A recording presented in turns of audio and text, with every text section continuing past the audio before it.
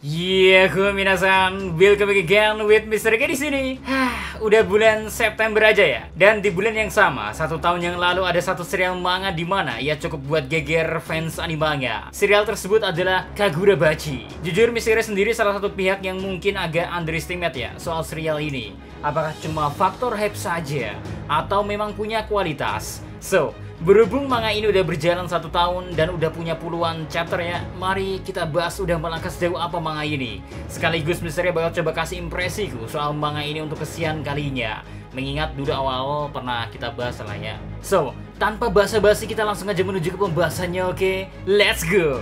Jatuh bangun mangaka dan serialnya.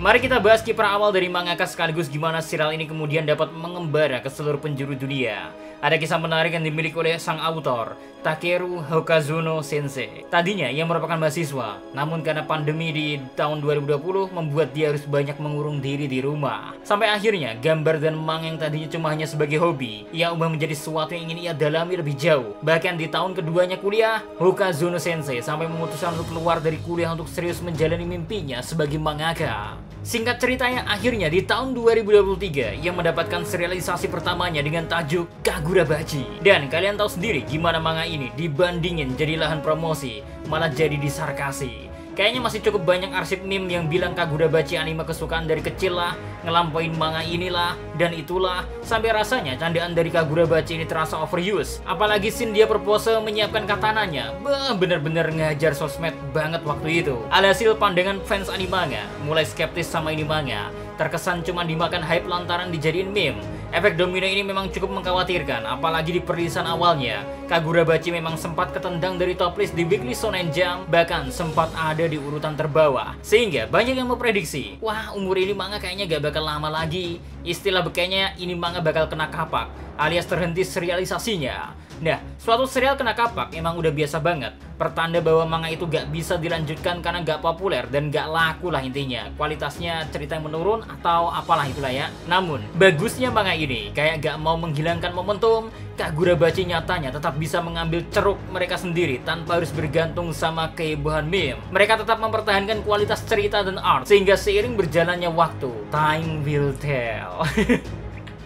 Mister kayak aku ini gila sih. Dan boom, akhirnya manga Kagurabachi mulai menunjukkan taringnya. Kita bicara soal angka yang bisa dilihat dulu ya. Pertama, soal penjualan manganya. Pada penjualan volume satunya, secara mengejutkan serial ini berhasil mendapatkan penjualan hingga di angka 67.000 kopi. Kemudian jika digabungkan antara ketiga volumenya hingga saat ini ya, bersama versi digitalnya tentunya, total sudah terjual sebanyak 350.000 kopi. Kagurabachi jadi manga yang cukup fenomenal. Dilansir dari Oriconnya per bulan Juli 2024 lalu ya, manga Kagurabachi menjadi 10 manga terlaris. Serial ini bahkan mampu mengungguli nama ya beberapa manga beken lah. Salah satunya Dan.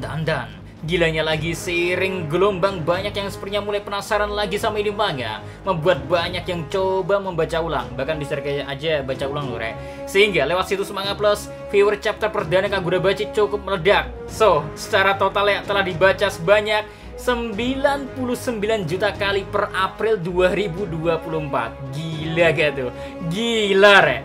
Oke, itu tadi baru Mister bahas berdasarkan angka. Ada juga dari sisi penghargaan. Terbaru ya, Kagurabachi menyambut salah satu penghargaan manga bernama Shugi no Kuru Manga, atau disebut juga sebagai The Next Manga tahun ini. Konon katanya manga kalau udah dapat award ini ya, adaptasi animenya tinggal nunggu waktu doang. Next, dalam sistem polling Most Wanted Adapted Manga ya dari anime Jepang, Kagurabachi menempati urutan ke-7 sebagai manga yang ingin segera dibuat adaptasi animenya. Udah bukan kaleng-kaleng kan? Terakhir, dari sisi pengakuan, manga Kagurabachi sampai mendapat rekomendasi dari mangaka legend seperti Masashi Kishimoto dari Naruto dan Kohei Horikoshi dari Boku no Hero Academia.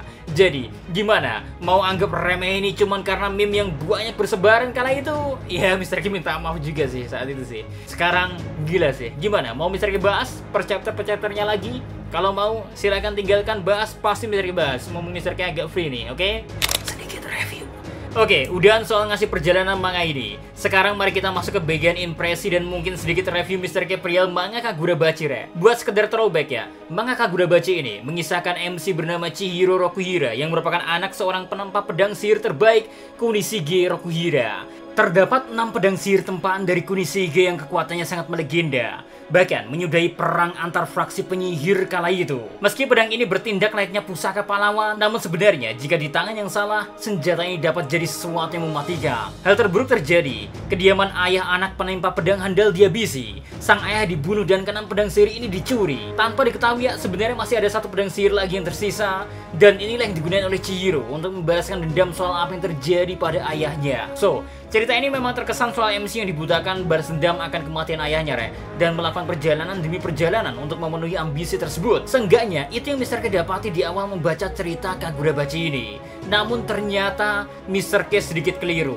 Sang MC bukanlah pendam naif yang mengejar pencuri pedang sihir hanya karena soal mereka telah membunuh sang ayah, melainkan sesuatu yang juga gak kalah besar esensinya.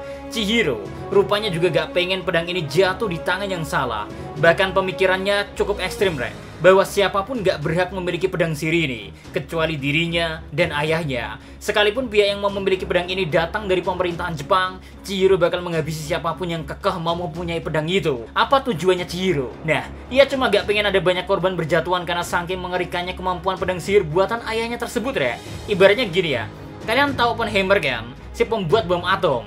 Nah, dia punya anak. Terus si anak bakal ngelarang semua pihak buat pakai bom atom buatan ayahnya karena ia tahu gimana dahsyatnya bom atom itu. So, ini bukan soal dendam. Ini balik lagi soal heroic action sang Chihiro yang ia lakuin dengan caranya sendiri. Development si MC yang mengarah ke mindset kayak gini ya, secara otomatis ngugurin semua pandangan negatif Mr. K soal si MC yang terkesan bersikap dingin dan hanya haus akan balas dendam. Nah, di luar itu ya, Chihiro memang punya sifat manusiawi yang tinggi, mau membantu siapapun yang butuh pertolongan, namun di satu sisi siap gak memberi ampun untuk musuhnya. Jujur, Doi salah satu MC yang cukup well written sejauh ini. Belum lagi soal battle IQ-nya Doi, cerdas banget. Kayak selalu ada akal yang dimiliki Chihiro dalam tiap kesempatan dan berani ambil resiko pula. Soal cerita, selain bergulir soal pencarian pedang sihir, unsur yang cukup dominan di manga ini adalah permainan kotor pihak mafia dan penyihir. Tak terkecuali sisi kelam pemerintahan Jepang yang selalu mengambil jalan pintas dalam menyelesaikan permasalahan. Wah, kayak negara mana tuh? Yang Mr. K suka sejauh ini ya, ceritanya cukup satset lah, gak terlalu berbelit-belit, dengan konklusi yang memuaskan dan terus mendevelop Chihiro dan kawan-kawannya dengan sangat apik. Arc yang baru-baru ini berakhir ya, yakni Rakuzaichi Arc, ku akui punya plot rapi dengan penyelesaian yang apik. Nah, menurut Mr. K, gak kalah menarik adalah power system yang digunakan oleh Kagurabachi ini. Jujur, di awal sempat mengira ini bakalan sesimpel Kimetsu no Yaiba, ada pedang sihir. Tapi nyatanya, gak demikian, Tiap pedang sihir rupanya punya keistimewaan yang bener-bener variatif. Gak cuman pedang sihir ya, mereka juga punya konsep magic di tiap karakter yang beraneka ragam. Termasuk di Arc Rakuzaichi ini ya, dimana antagonis utamanya punya sihir berkaitan sama manipulasi ruang. Kacau, Ada juga beberapa momen pertarungan yang perlu pemahaman logika sains sederhana dan cukup taktikal. So, gak cuman otot dan satset, adu strategi juga main di sini. Terus buat karakter si Chihiro yang menarik perhatian Mr. K adalah Yuki Kagari. BTW, walau sangat dikonfirmasi Doi ini female, alias perempuannya, tipikal karakter yang baik di tengah arus yang abu-abu, punya prinsip keadilannya sendiri, dan di arc terakhir ya, meski sempat clash sama Chihiro, Doi beraliansi sama Chihiro yang secara mengejutkan, kombinasi mereka sangat apik, guys. So, secara keseluruhan, Kagurabachi di 50 chapter awalnya sedikit mengingatkan Mr. K pada Jujutsu Kaisen sebelum ceritanya masuk ke mode turn based lawan Sukuna. Semoga aja bisa konsisten, karena biasanya cerita potensial gini ya, dimasaknya suka terlalu over, yang bikin ceritanya jadi inkonsisten dan cuma menghasilkan plot hole. Well, kalau Mr. K Red sih sepertinya 8.5 per 10 lah, masih cukup layak disematkan ke serial ini. Intinya, kalau kalian sempat drop karena keikut vibe meme-nya saat itu, percaya sama Mr. K, sangat Mr. K rekomendasikan ulang buat baca ulang, Oh ya, Mr. K sampai gak ngomongin artnya ya. But no problem lah. So far artnya juga bagus dan konsisten sangat lah. Semoga iya konsisten terus ya. Ini yang bikin Mr. K paham kenapa Kagurabachi akhirnya bisa membalikan keadaan.